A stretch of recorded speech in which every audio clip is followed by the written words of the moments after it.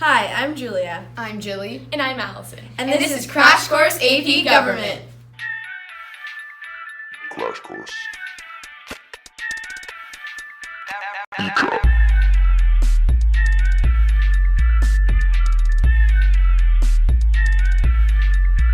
Crash Course.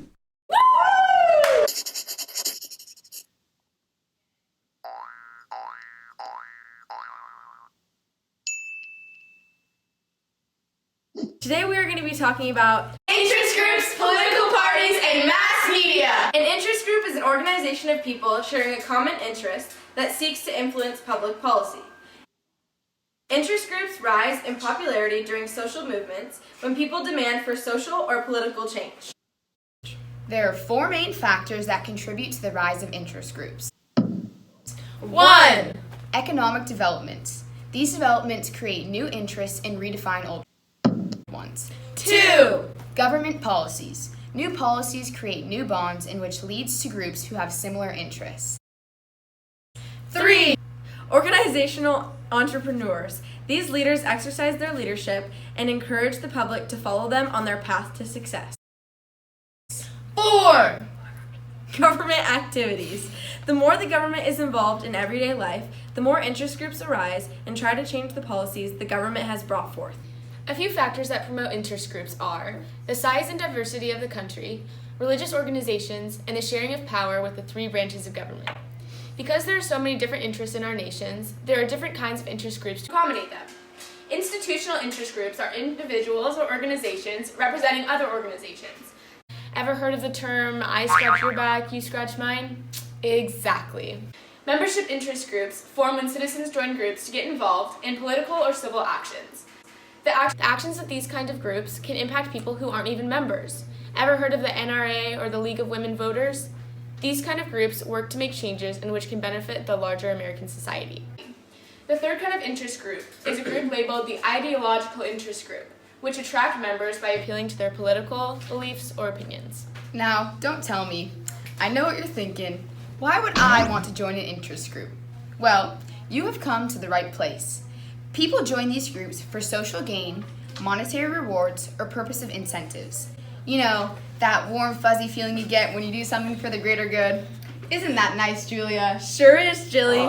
Interest groups do a variety of activities in order to make an influence on policymaking.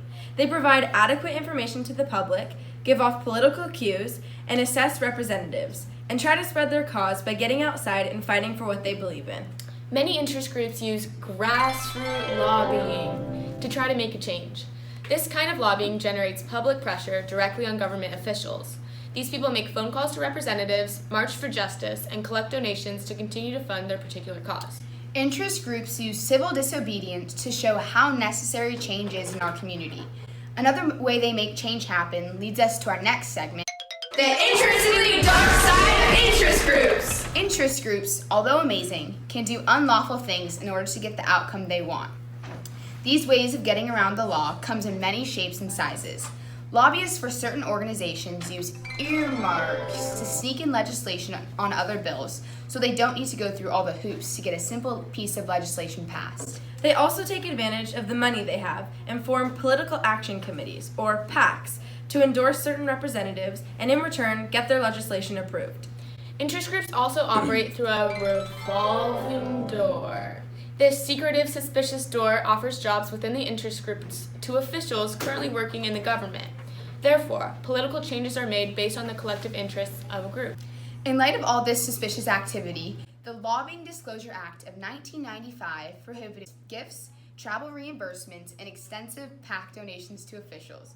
But it still did not fully diminish public distrust in these groups. Some groups have too much influence on policy, others use dishonest tactics, and others don't always represent the views of all members. Well, it's hard to tell who or how many people a group represents. Anyway. Well, unlike John Green, we don't get paid for this, so we have to get to school. Catch you on the flip side. Next, we'll move on to mass media. The degrees of competition in newspapers is declining rapidly while growing intensely competitive for radio and television. The number of daily newspapers has declined significantly because most people now get most of their news from television. The national media, on the other hand, is expanding and becoming more powerful by the day. National media consists of wire services, national magazines, television networks, and newspapers with national standing and readership. The national media has three main roles. First, the gatekeeper. They determine what is the news and for how long. Second, the scorekeeper. They determine who is winning and who is losing, giving free publicity for winners and momentum for subsequent parties. And finally, 3, the watchdog. Investigating personalities and exposing scandals like Watergate and Hillary and her emails. Next, we have the rules governing the media. Newspapers are almost entirely free from government regulation, as prosecution can only happen after the fact and are limited. While radio and television are licensed and continually regulated.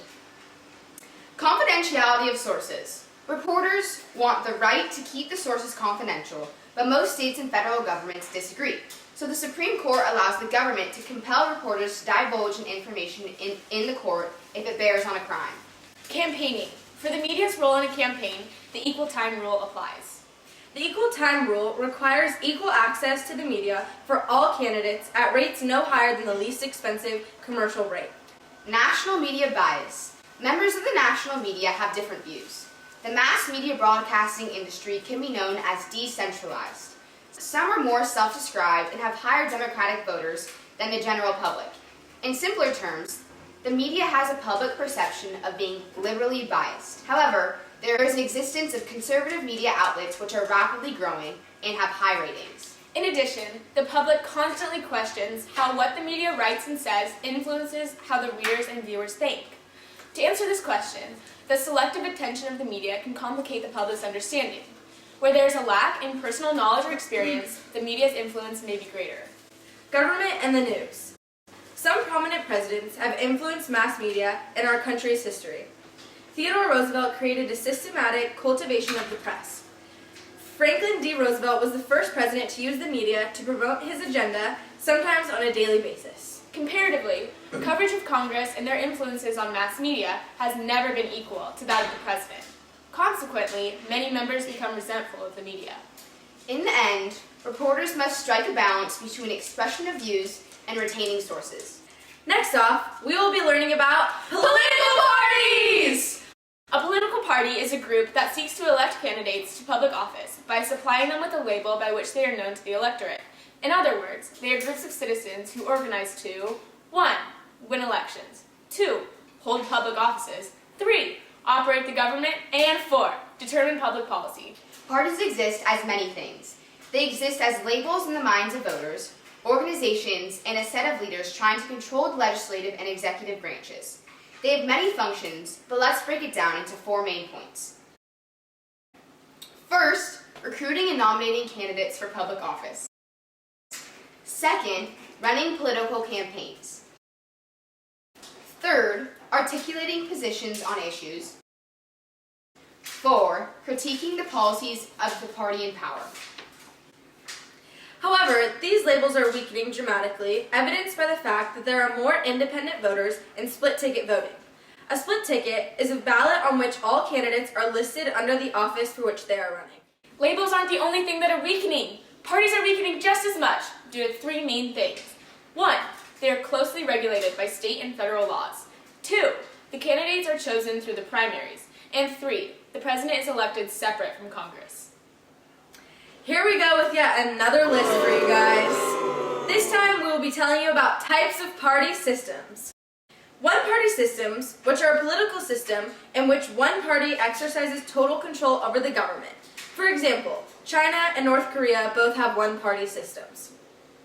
Multi-party systems are a system in which a number of political parties compete for political offices.